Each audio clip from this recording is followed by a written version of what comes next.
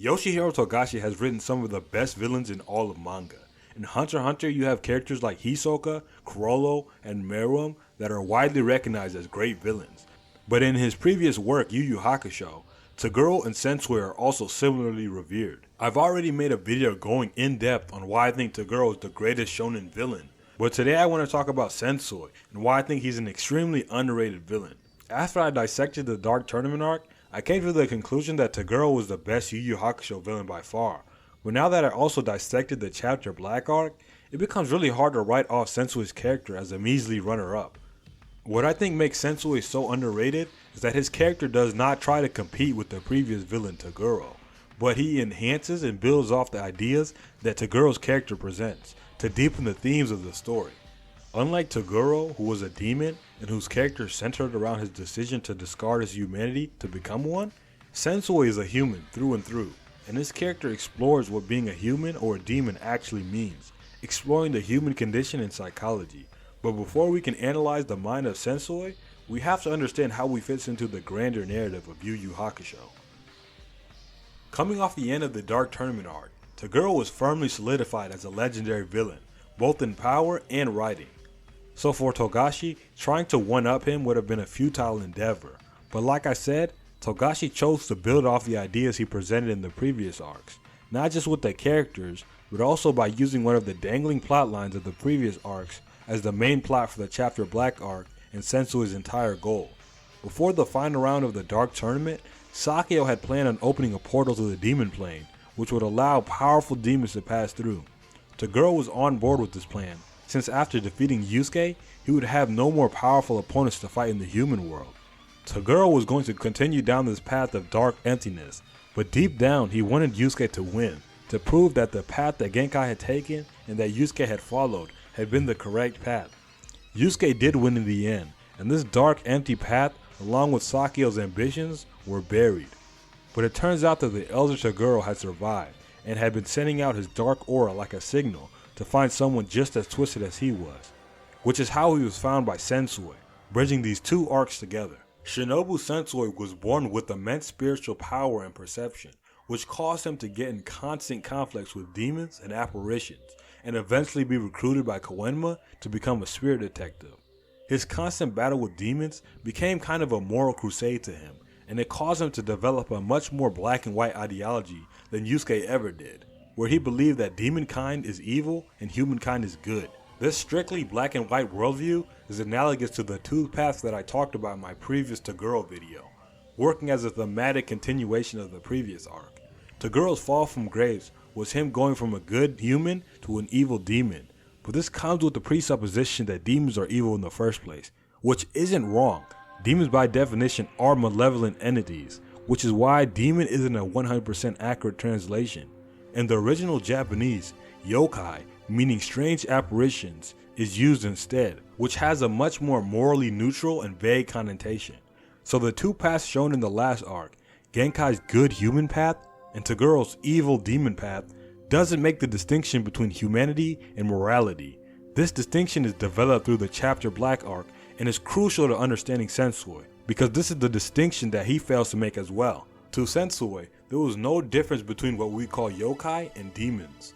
All yokai were evil in his view, and this idea dangerously cemented itself into Sensui's mind at a young age. This all changed when Sensui met Itsuki, who was the first yokai that he could relate to, and made him realize that yokai were much more human-like than he realized.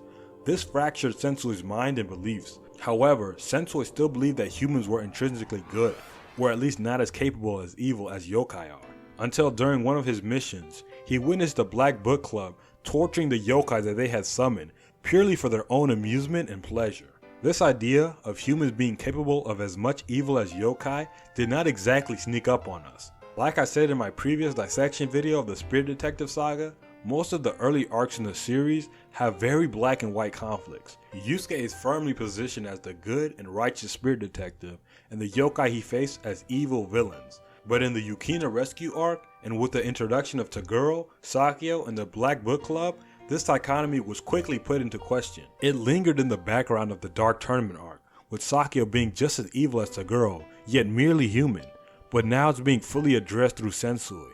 And now that Sensui had witnessed both the humanity of demons and the monstrosity of humans, his deeply held beliefs about the world had been thoroughly shattered, and his psyche was shattered along with it. Sensui had then stolen the chapter black tape from the Spirit World's record department that archived thousands of hours of humanity's worst acts and atrocities. This led Sensui even further down the dark path. Unlike Toguro, who went down the dark and empty path but deep down knew it was wrong, Sensui, now disillusioned with this duality, commits to this dark and empty path. And the fact that the lesson that Yusuke learned in the previous arc was to reject Toguro's demon path and embrace Genkai's human path, yet the villain of this arc is a former spirit detective who had defected from the human path and deconstructs this entire dichotomy, is just a perfect hero and villain parallel. And it builds off the previous villain's parallels to the protagonist to create a brand new philosophical conflict.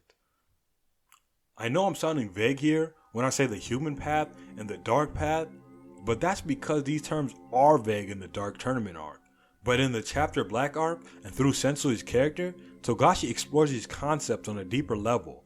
I'm afraid of simplifying things too much by just saying good or evil, because these two paths that the story explores attempt to explore something deeper than even that. But for the sake of clarity, I'll call the path that Koenma sees as worthy of being a spirit detective friendship, the human spirit that values emotions, honesty, and courage, the philosophy of Genkai that she passes on to Yusuke and that Toguro rejects. That's what I'll call the human path. And the path that Toguro takes, of darkness and emptiness that Sensui embraces, that is the path of the void.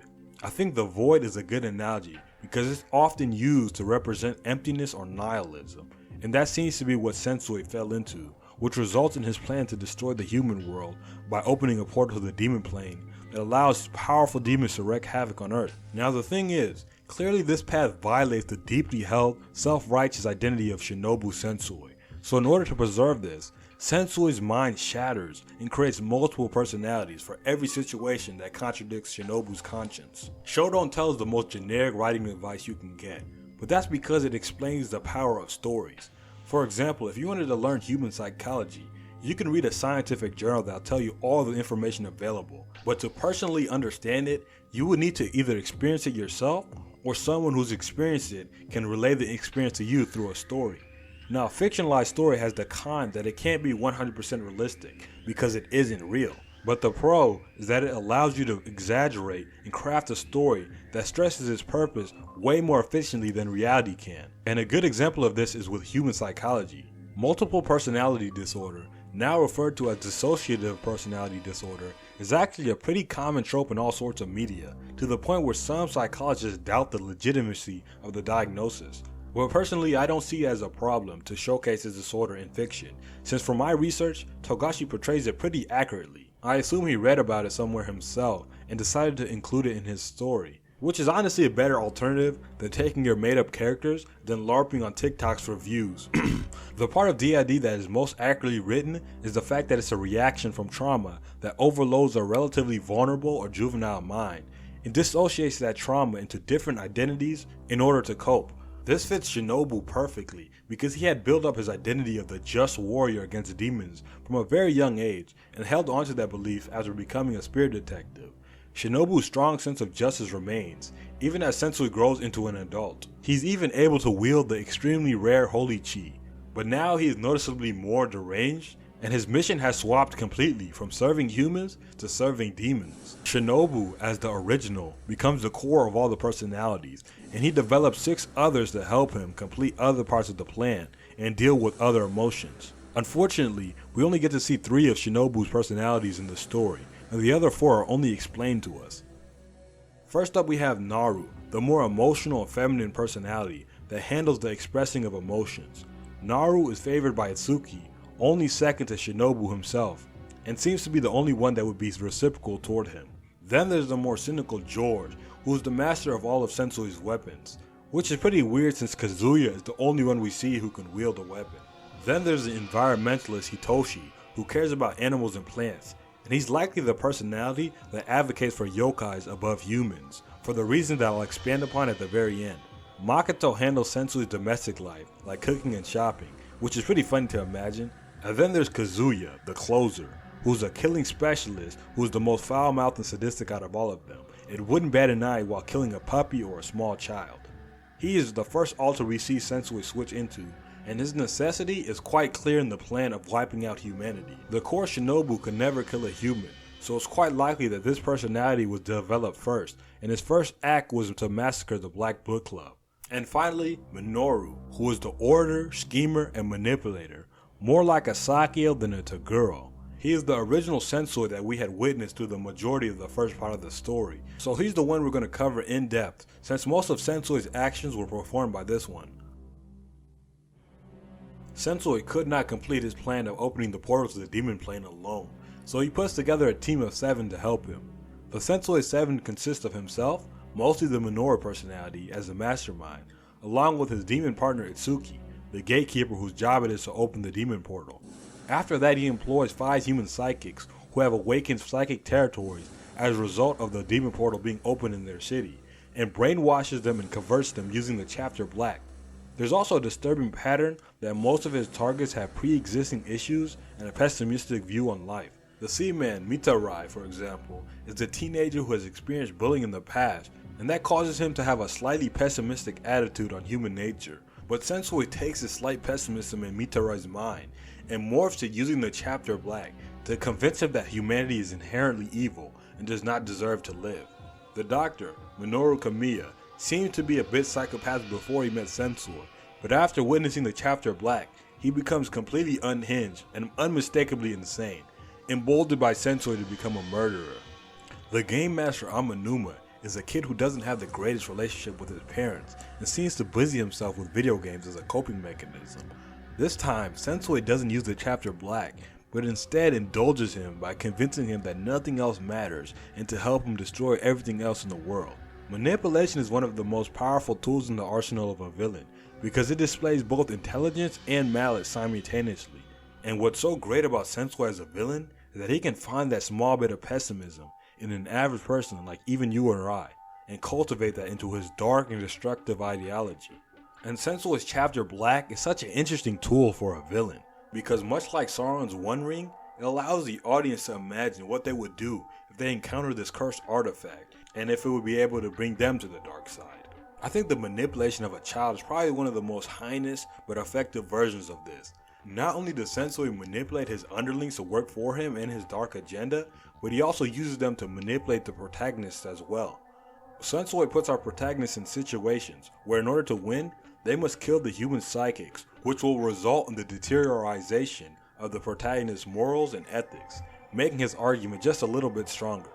The best example of this is the Game Master fight against Amanuma, which traps the protagonist in an infinite loop of a video game unless they defeat Amanuma, which will result in him dying. This on the surface is a stalling tactic, but it's also a way of Sensui showing that if Yusuke and Ko are willing to sacrifice a child for the greater good, then Sensui opening the portal and sacrificing humans to feed tons of yokai wouldn't be that much worse. And on top of that, Koima deciding to revive Amanuma would drain the Demon World portal, making it a triple effective tactic. Sensui is able to carry on Sakyo's and Toguro's dark plan alone because he has that twisted, cunning mind in addition to being extremely powerful. If I had to compare him to a Hunter x Hunter villain, it would definitely be Chrollo. They are both calm, charismatic, and intelligent leaders, and have some Luciferian symbolism to them, and they both struggle with a sense of meaning and identity. Chrollo, whose last name is Lucifer, is the leader of the 12 troop members, which is obviously a dark mirror of the 12 apostles, which is why he has the Antichrist symbolism. His sense of identity is tied with the existence of the troop, and I can go much deeper with Chrollo, but I would have to give him his own video.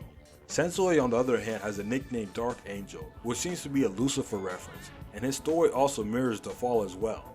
Sensui, being a former spirit detective, fought for justice until he betrayed the spirit world and became a manipulative person bent on destroying humanity, using legions of demons. Sensui's identity isn't dependent on other people, rather it's split into multiple personalities, which is the most distinct part of Sensui's character, but the core of his motivation and character still lies within his core personality, Shinobu. During Sensui and Yusuke's final fight, the Minoru personality explains that he didn't really care about the Demon World portal, and it was all a means to facilitate the confrontation between him and Yusuke. And I take this as Togashi expressing his frustrations in writing a shonen manga, as he constantly has to create reasons for his protagonist to fight the villain. Togashi had even stated that at this point in the story, he wanted to cancel the series, and he has been writing himself more into the villains than the protagonists. We could probably assume that the other ultras of Sensui were not invested in the portal themselves, and it was really Shinobu who was interested in creating this tunnel to the demon world. But why? The answer that Shinobu gives right before he dies was that he wanted to visit the demon world because he had always yearned to have a heritage from there. And this really didn't click with the rest of his character for me until I started writing this dissection. Why does Sensui want to be a yokai? Why does he want them to thrive over humans? If they are both capable of great evil, why does he have this preference toward the yokai? And I believe this is because yokai are not moral creatures, nor do they try or claim to be. Human beings will always claim to be just or moral, and use it to moralize their will to power. But the yokai have no such constructs of morality. They simply act in ways that benefit them. The pain that Sensui had felt of devoting his life to morality and justice, then learning that it was all merely a construct that shattered right before his eyes, completely broke him. And if he could have been born a yokai, this all could have been avoided in his eyes. This is best illustrated in his death scene, which, like Taguro's, is extremely thematically powerful. Taguro had been given some grace, but had chose to condemn himself to hell, which is a decision that shows that he believed that he was evil and deserved punishment. In contrast, Itsuki, who knows Sensui more intimately than anyone else, chose on his behalf that he would not go to the afterlife to be judged by spirit world, which is a rejection of the entire idea of good and evil and moral judgment in itself. So Itsuki takes Sensui to an alternate dimension, where they would drift in dark emptiness for eternity, in the void, which is literal this time. Sensui's character is packed deep with existential questions about nature, morality, and humanity. I think this deconstruction of the ideas of good and evil really stems from an author who was trapped in writing shonen manga. Now there is much more greatness in the Chapter Black arc than just Sensui.